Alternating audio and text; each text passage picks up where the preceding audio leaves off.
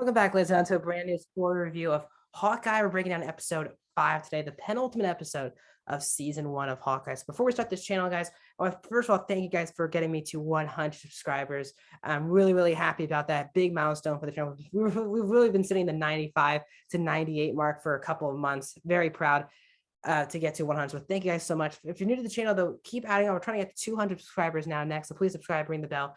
I do movie reviews, TV show reviews like this, streaming platform reviews, movie rankings, and a box office breakdown show every single Monday. So if you're new to the channel, please subscribe and ring that bell. Also, please comment down below your thoughts. First of all, on this episode, is your favorite, least favorite episode, your predictions for episode 6 of this show. Did this episode tie into Spider-Man No Way Home? We should find out very soon.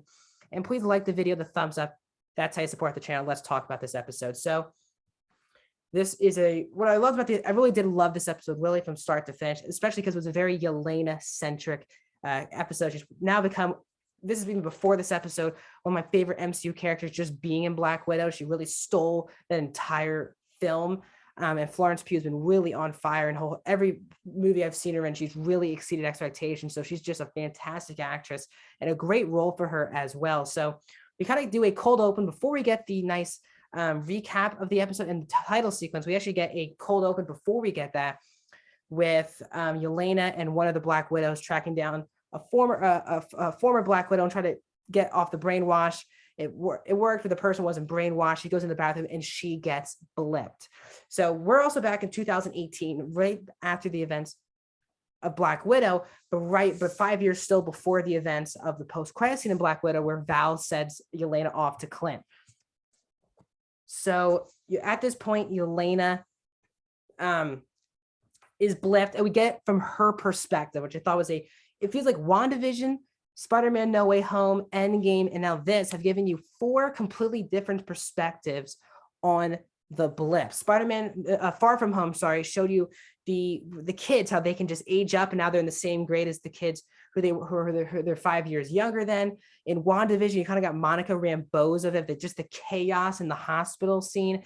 Endgame, you kind of saw Scott Lang, the way that he in the quantum realm lost it. Now here you get a pretty first-person perspective, how it feels like it's 5 seconds you're kind of losing, but you're actually losing 5 years of your life. And I thought that was really well done in the show. So she comes back, same house, but 5 years have been lost, and she realized that she wants to tell Natasha that she is okay. But obviously we all know that at this point, Natasha has been killed. So a very heartbreaking way to episode. Then we get the season recap, and then we get the cold open, and then that was the cold open. So very interesting way to start the episode.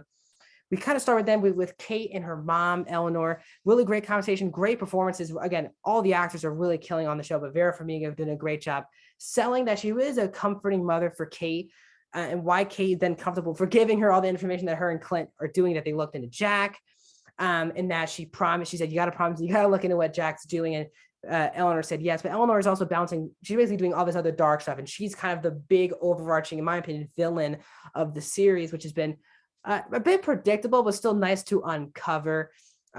Clint is staying with Grills in this episode, and then we kind of get to the best scene of the entire episode, which is this sitting at the apartment with Kate and Yelena, where it's a mix of both comedy and really serious subjects being talked about. So a lot of it is really great comedy from Yelena. Again, these are 2 up and coming, but we're now coming now. These are 2 of the best actresses working today. I've been saying that for a long time. Haley Steinfeld, even since True Grit, but currently watching Dickinson. I'll give you my spoiler review of season 3 next week for Dickinson.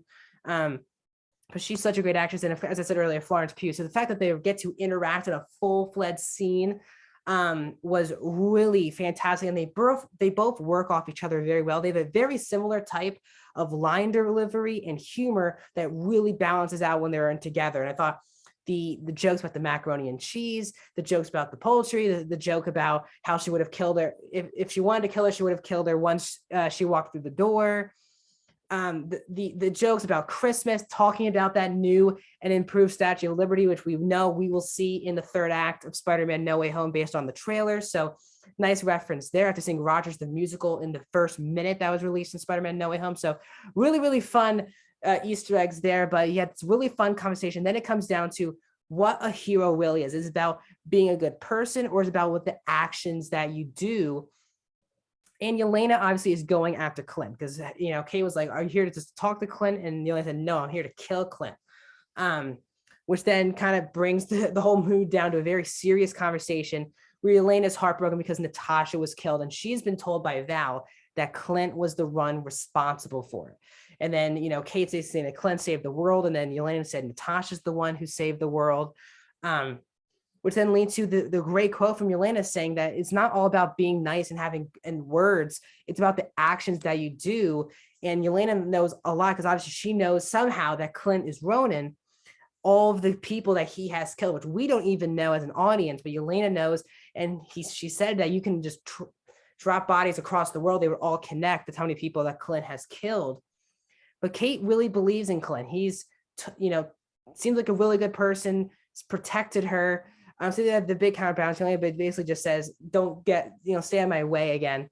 And then she leaves. But a really, really fantastic scene, maybe my favorite scene of the entire show thus far. It was really well acted with a perfect mixture of drama and comedy that really, really made me feel wanted to laugh, but also understanding where both characters were coming from. Basically, both characters used for their skills.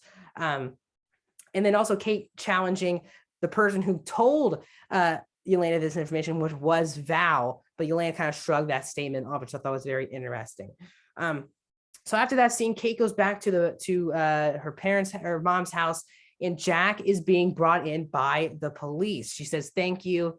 She hugs Eleanor as Eleanor's staring at Jack, and Jack says, "I'll be back by Christmas. It looks like I've been framed." And Eleanor has a pretty straight face as this is all happening. So obviously Eleanor set this whole thing up so to not make it seem like she is involved in anything. And then we have the big thing where Clint's basically at the memorial for the first Avengers film talking to Natasha and says, "I'm sorry for what I have to do next." And he becomes the Ronin again. First time since Endgame. He tells Echo to meet her there. They have this big whole really, really fun action scene. We have like a very much Batman Begins, where behind the curtain you see the superhero getting rid of all the vigilantes there. I thought it was a very, very, very fun scene. But the great fight between Echo and Ronin, and then Ronin exposed himself to be Clint, and Clint says that he was paid off by Maya's boss to kill her father.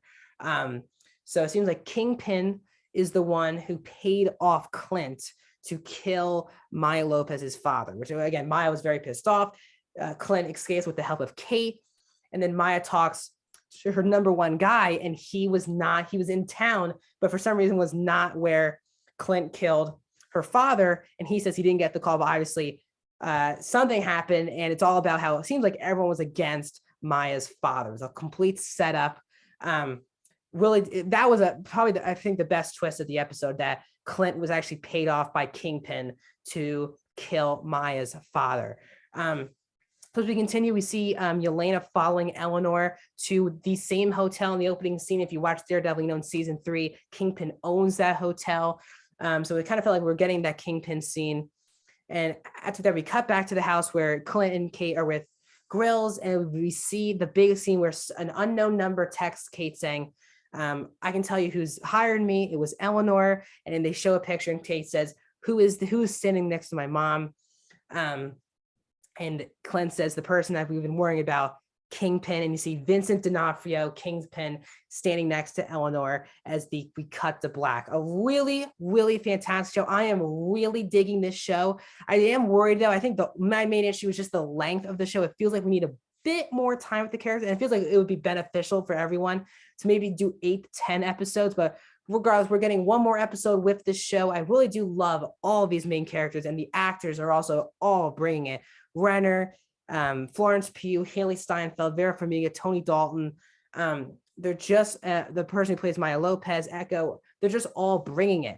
And it's a really well-acted show with really great characters. That's a very down-to-earth show. The world's not going to explode after this season's over, but there's a lot of things that have to happen. We get finally the confirmation, seeing Vincent D'Onofrio and hearing Clint say Kingpin.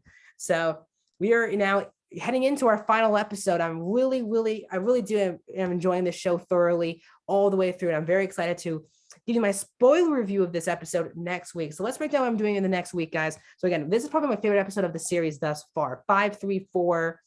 I think then 2, then 1 for me for the show. That's how I would rank it as of now. But let's talk about my videos upcoming week.